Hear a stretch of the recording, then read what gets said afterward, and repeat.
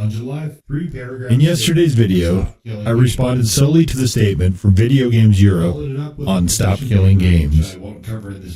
I'm pleased to see today that the community has largely picked up that such a statement was issued on a weekend and specifically on a day when they could be reasonably sure that most people in the USA would be otherwise distracted by something else, specifically a holiday. In that video, I said that I would consider doing the 4-page plus position paper if enough people were interested, but that was before I reviewed it myself.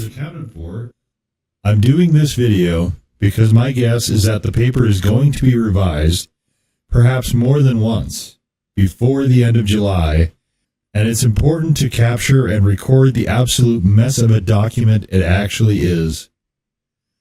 Also, I recognize the EU petition has hit 1 million plus signatures, but we collectively need to keep pressing through the end of July. There are approximately 360 million eligible voters in the EU, so ideally, the signatures would hit 1% of that number, which should more than make up for fraudulent spamming of the petition. In the U.S., since we are precluded from direct participation, all we can do is signal blast and cheerlead, perhaps throw some thoughts out for consideration, hoping it gets to the right ears, to the extent of our abilities, and it is imperative we try to keep the momentum going. Before we get to the wretched position paper, it's important to understand something about the music industry and software industry, two related entities that impact video games fairly prominently. This is a copy of Machine Head, the seminal Deep Purple album from 1972. This is the fourth copy I've owned. My first copy was destroyed by my brother's boombox. After he replaced it, my best friend borrowed it, and his car tape player ate it. I insisted he buy me the LP version instead, so their tape machines could destroy dubbed copies rather than continually wrecking my cassettes. A few years later, and I moved away from my record player, and by then, had more or less fully transitioned to CDs anyway. This is the first CD I've ever owned, the 1988 AC/DC album, Blow Up Your Video. I bring this up because the industry hated the idea of CDs, just massively loathed them on a grand scale, for the simple reason that, despite the decrease in playback fidelity, these CDs were non-destructible media. Unlike vinyl or cassettes, which eroded every time they were played back, CDs, if handled properly, would last indefinitely. I can play this disc right now. I won't because I get enough copyright dings as it is, but I could play this disc right now and it would be the same as when I bought it 37 years ago. Another example. This is a copy of WordPerfect 8. I have faithfully used WordPerfect for decades. This particular copy only runs on a Windows 2000 machine, like this one. Next to it is a Windows XP machine for my former editing and production software. This is my Windows 10 laptop, which will not run WordPerfect 8, and so I had to buy the current version, because fuck Word. Corel really wanted me to buy a subscription service.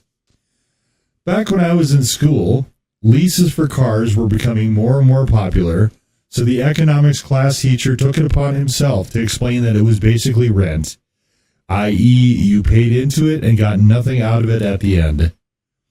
I bought the full version of the correct WordPerfect, but something funny happened. There was an error on Corel's end, and the WordPerfect on this machine stopped working because I didn't pay for an upgrade to the newer version. I had bought the full version with a lifetime license, but that didn't stop my software from not working, at least temporarily until I threw enough of a fit for them to fix it on the back end. This is, as might be expected, massively not ideal. This is what software corporations want, however, and why you see so much software trying to go to the absolutely excremental subscription model. To be frank, this is partially our fault, and I will get into this next month. But it is important to understand it is not so much a matter of giving an inch and them taking a mile, but more giving an inch and them taking the entire road, and then charging you for it. Generally, the always online model sucks and is inherently anti-consumer. Let's say, for instance, you still have electrical power, but your internet connection is not working. In what world is it to the benefit of any consumer to not be able to play a game either installed on their console or from the standalone game disc without regard to the internet? What if there was an issue on the part of the game company itself on the server side? Again, not even remotely the consumer's fault, but their game should still be bricked? The fuck? Let's get to this paper. The subtitle, grammatical error theirs, reads, "Why providing continued support do not work for all games." No one is fucking saying that it would because no one is asking for that. This paper so far is expanding on the disingenuous suggestions of the statement by fleshing out its straw man arguments, in which it deliberately misunderstands the position of stop killing games and then argues against that imaginary position. In this light, we can probably discard the entire thing from here, to be honest, since it fundamentally relies on falsehoods. The actual first section is online video games are interactive entertainment. Couple problems with that. The first is that we can see, as I mentioned last video, they are angling very strongly for a carve-out, and this will probably be it. If they are successful, you can expect every single new game from any AAA studio to be always online if they're not already. The second issue is that games are not, actually, interactive entertainment. I know we like to misuse words a lot, such as decimate, which has a very specific and narrow meaning and almost no one uses it or its variants correctly, but interactive means two things having an effect on each other. Players do not and cannot have an effect on the program code. Their play can access different sections of it, but is fixed once compiled. You can make the case for player-generated mods affecting it, which is true, but modding is separate from gameplay. The point is largely irrelevant, even if you accept their premise of it being interactive, but they use it to say they are providing something of high value to the player via patches. Software patches are to fix fuck-ups that weren't noticed before the software was released and are not exclusive to the gaming industry. Sure, it's high value to fix something broken or to offer improvement, but it's of decidedly less value than just having the fucking thing work off the rip. They also suggest games are the best interactive, which is just an absolutely silly remark. The next section is reinforcement of the idea of the games being always online, as if this is somehow a necessary facet, and games not only could not work now without it, but never did, including the arcade cabinets. Since video games existed, they've always been online because they had to be. There's just no other way. They couldn't possibly... Oh, wait. You're saying that people could buy games with the expectation that they could play them as long as the storage device and the player were functional before the internet existed? Surely that's not what the market wants now, though, right? Political parties also do this. There is a concept called implied consent, in which politicians in particular, but also much more frequently corporations, do the goddamn dirty work under the pretense, the onus, that it's what the people want, what the consumers demand. They say this because you are not protesting. You are not making your dissent known. Or if you are making it known, not forcefully enough. Or if you're making it known and forcefully enough, not enough of you, and more people want it than don't because there are more of them not making a fuss. This is why EA compares sports titles to the most recent BioWare title they mangled and said, well shit, if only Veilguard had been live service, fucking Astrobot would have been nowhere near Game of the Year and we could have sold 150 million copies in the first 48 hours. We have another section where they make the appeal to the status quo, that all games purchased are licenses. This is true also of movies, books, musical works, generally any artistic work that you may have a copy of, which are referred to as use licenses. It is understood that you have a copy, but not the original work itself, which comes with certain rights, and in the case of those others, mostly refers to broadcasting or republishing without the consent of the copyright holder. Software followed suit with this when sold on floppy disks or CDs. All well, fine and good, except none of those things are saying that the media will be arbitrarily bricked because the publisher wants you to go buy the new thing. If this was an upfront facet, the expectation would largely be that no one in their right mind would ever sign in for that. There is also the issue of enforcement. If you did not have WEA's permission to play your Batman DVD for a house party, they would have a difficult time pursuing the issue. By forcing games to be online only, the video game publishers can more readily move past enforcement into much more extortive measures, particularly by also saying the agreement can be amended at will, for any reason, at any time, by them.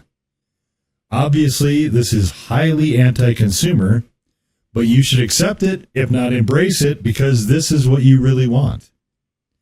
The next section is titled, Why an Obligation on Video Game Companies to Provide Only a Limited Type of End-of-Life Plan is Disproportionate, which is again nonsensical. To clarify, they have these next sentences, which I will read verbatim. It is not clear what the initiators of the Stop Killing Games petition seek to achieve as a legal change. It appears to be a combination of a requirement to provide online services for as long as a consumer wants them, regardless of price paid, and or a requirement to provide a very specific form of end-of-life plan where the game is altered to enable private servers to operate. Once again, the disingenuousness of the industry rears its ugly fucking mug. There is not any direct legislation being proposed here. It is instead highlighting a problem with the company-consumer relationship and how insanely skewed it is against consumers. This particular section, it appears, is them again deliberately misconstruing the argument to create their own straw man to fight. Again, we see a reference to the carve-out for always online games and the attempt to create a mental connection between this and the devilry of private servers. If there is one error I think Ross has made here, it is his spirit of helpfulness in trying to provide, in good faith, some potential solutions to actors who are approaching this in quite malicious and enduring bad faith. They have latched on to private servers as a demand when it represents one of many potential resolutions, because the gaming industry executive staff appears to be composed entirely of fuckheads. In my view, the stance should be simply that the precedent and consumer expectation of games working if the storage media and playback device are functional must continue without regard to format. There are any number of ways to achieve this, but if the game is sold to a consumer, it can't be artificially terminated, like The Crew, and must remain in a playable state, unlike The Crew. The dev teams can figure out the technical details so long as it meets that criteria. One of the larger reasons publishers don't want this, by the way, is because then they won't be able to treat their employees like disposable commodities. They will have to retain a staff specifically for the deeper catalog titles, and that staff will have to be knowledgeable. In my view, retaining those divisions is a positive for the industry overall. Yet, these are highly profitable, mega billion-dollar companies who want to do away with all the staff, almost certainly in favor of AI. We should be asking ourselves, is this what we, as players, want for the industry? If not, to what extent are we supporting it? Moving on, The paper then lists a series of issues there could potentially arise from private servers, which I'm not going to spend any time on, given the deceit informing this entire direction and narrative. The next section goes into existing consumer protection laws. As these are inadequate, this is an industry attempt to dismiss the underlying problem as being imaginary or already addressed. I wonder how long it will take the industry to turn the knives inward on Ubisoft for providing such a stellar example when they pointlessly killed The Crew, a decision which is looking more and more of a perfect encapsulation of video game corporate hubris. I said in yesterday's video, the statement was complete junk, and it's because it was compressing the position paper, which is expanded garbage. It does illuminate that we can expect, at least during the onset, nothing but bad faith bullshit pretend arguments from the industry. It was known going in that we are not dealing with persons of integrity, but their deliberate callousness towards consumers and disregard for the actual arguments of the initiative is frankly sickening. The paper also reinforces what I said earlier.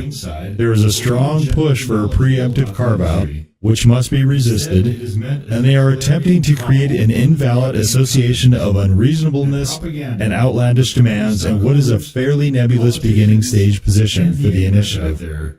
As I said, I expect this position paper will be revised more, if it hasn't been already, probably repeatedly, leading up to the end of July and after, but I won't be monitoring this directly to see what, if anything, has changed.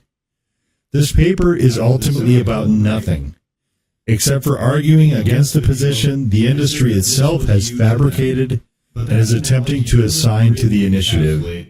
It is useful to understand what the opposition to the initiative looks like and will continue to be, and to devise counters, the most basic and perhaps most important of which will be to keep the conversation on track and not let the industry distract into the weeds of irrelevance. Above all, if you care about this, continue the push and keep the torches burning through the finish line. As always, thank you for watching. We're not even to the end of the first sentence.